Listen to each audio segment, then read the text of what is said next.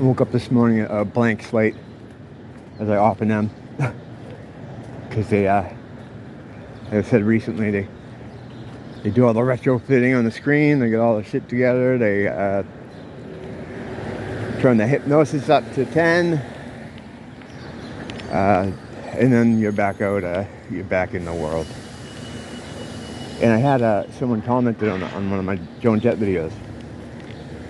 If they wanted to hear a certain, see a video on a certain album, not by me, but I'm going to do it.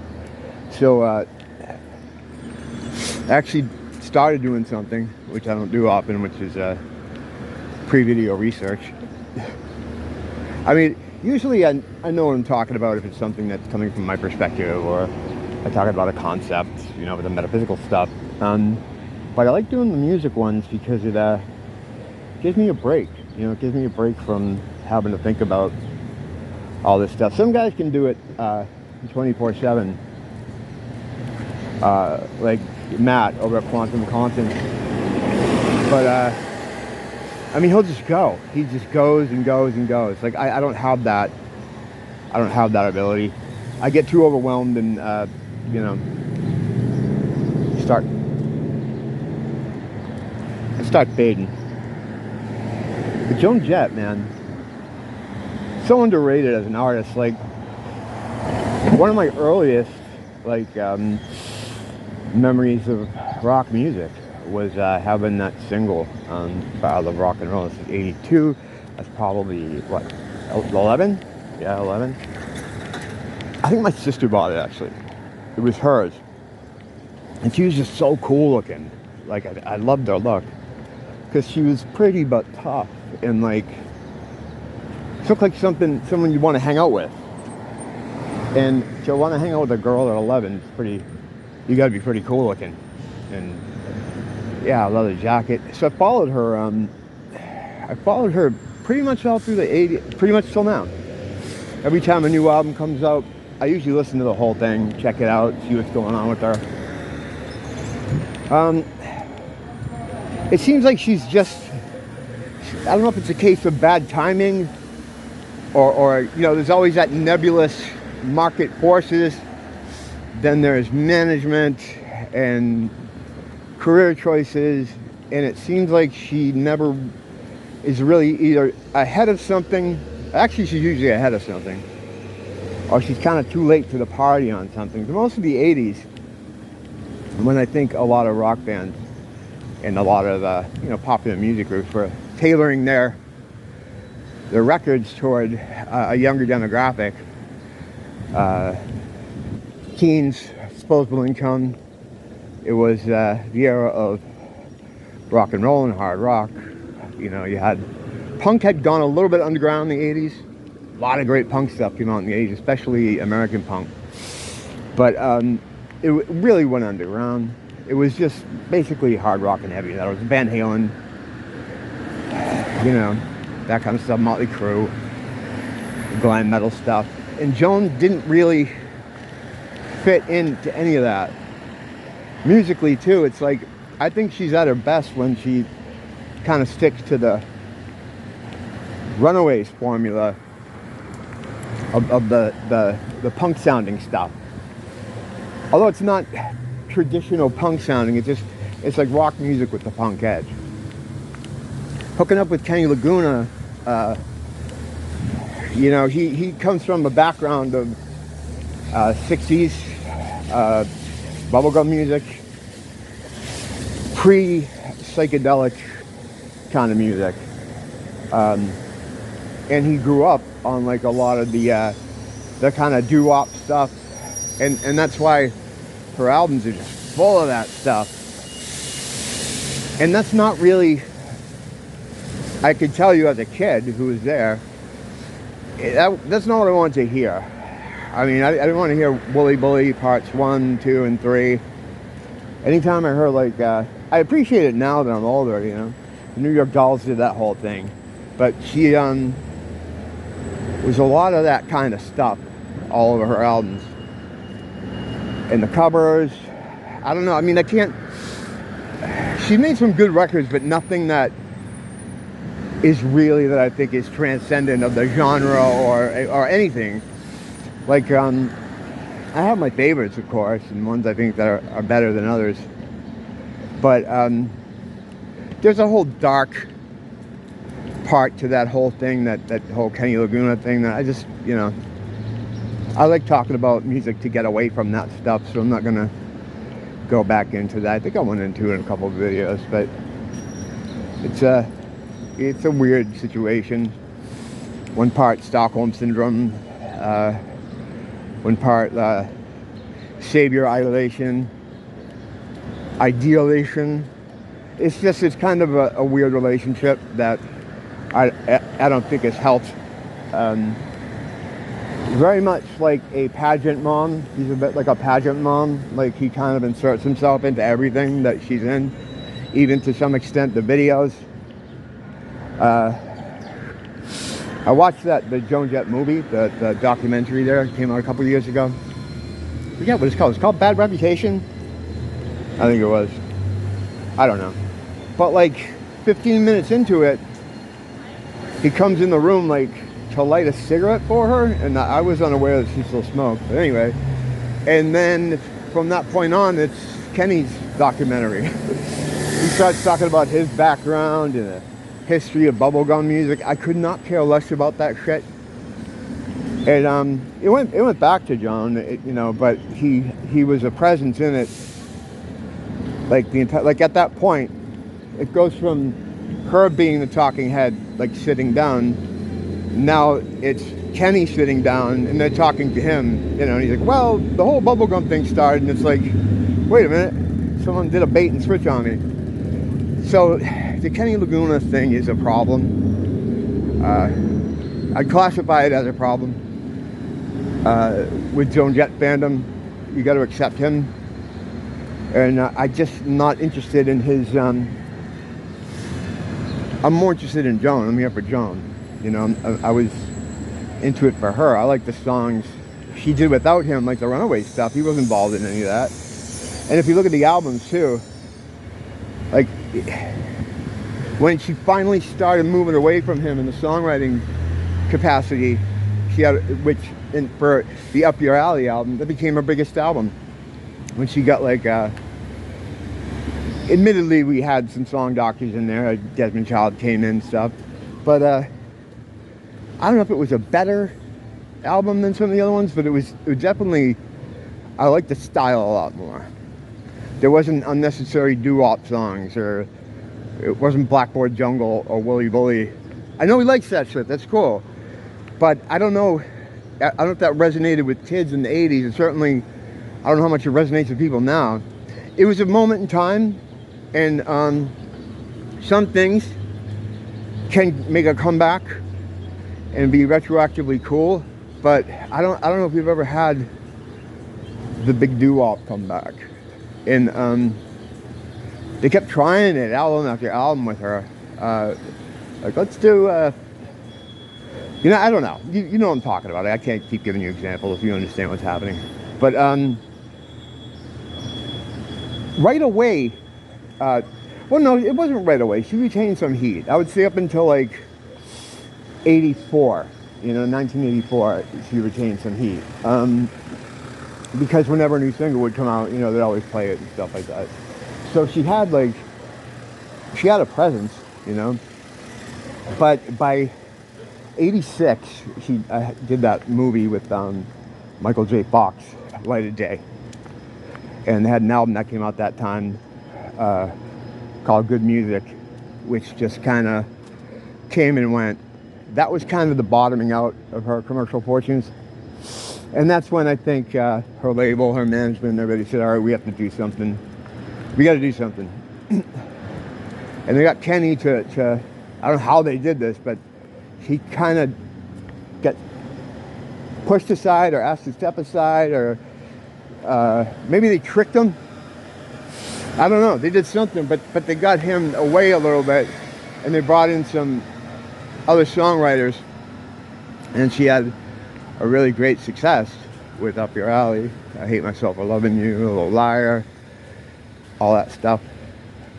And then in Duran Duran fashion, she took the success she had being on a roll and torpedoed it with a covers album. It's like, why do people do that?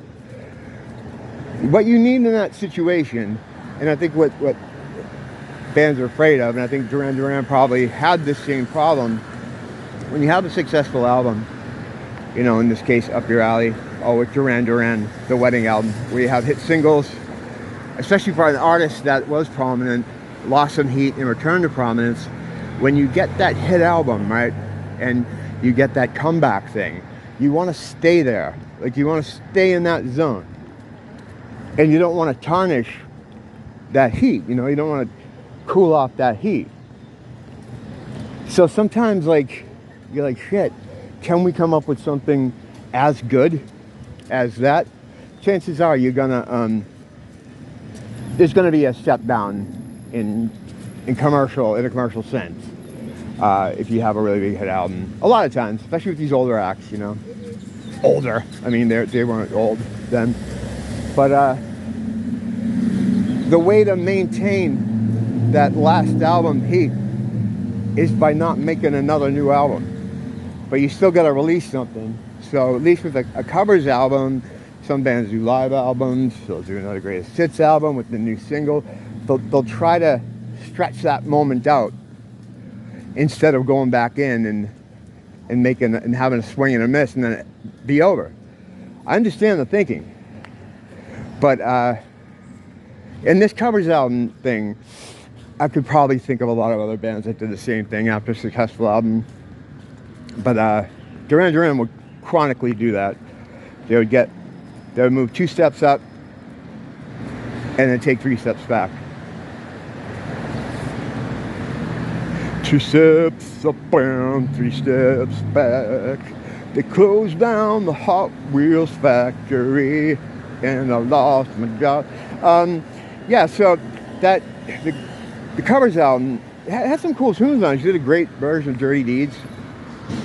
I do a pretty good version myself, but yeah, she I think she tried to maintain that moment. When she did come back with another studio album, music had gone through that sort of forced change, where a lot has been made about the takeover of grunge and the death of heavy metal and this and that. I think it was, I mean, yeah, there were those factors for social change that control that stuff anyway.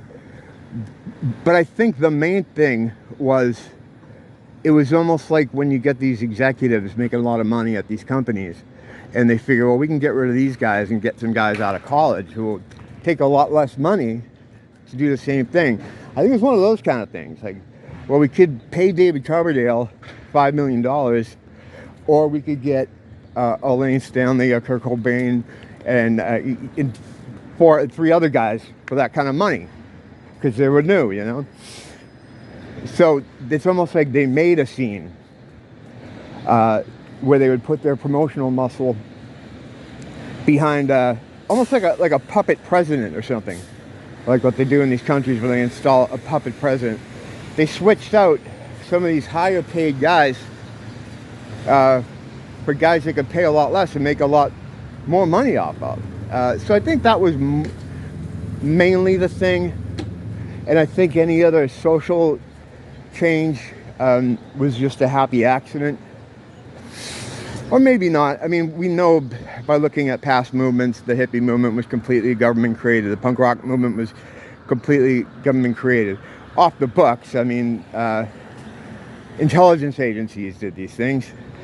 And they would always also create the opposition to them. Like Frank Zappa was a big opponent of the hippies. But they're both created by the same people. Because if anyone's going to try to challenge what they're doing, they want it to be their own people. That way, if anyone emerges as someone people listen to, they can co-opt them and be like, oh yeah, why don't you go talk to Frank? He hates this shit too. And they own Frank Zappa. See, I'm letting this drift into my regular stuff. I can't help it, you know. But yeah, so by 92, I remember she came out with a song with Paul Weller. It was really good. And but people just weren't, the moment kind of had passed, you know. And the biggest thing for me that I remember at that time was the haircut. She had this little black bob, and she started dressing more, less, less leather jackets and like more dresses. I don't know, it's kind of weird. She went on to do some really good stuff in the 90s. The Evil Stig stuff, which was the Get with her. Yeah, so she got her punk credential type stuff came up in the 90s, and people recognized her critically, if not, you know, financially. She never had that big commercial comeback. And there's like a million reasons for that, but it's not because of the music, because I think the 90s, I might even say her 1990s music after Notorious, was it Notorious? Oh God, Alzheimer's moment. The Bob haircut dress album with Paul Westerberg. I almost said Paul Weller. That would be funny. Paul Weller and Joan Jett.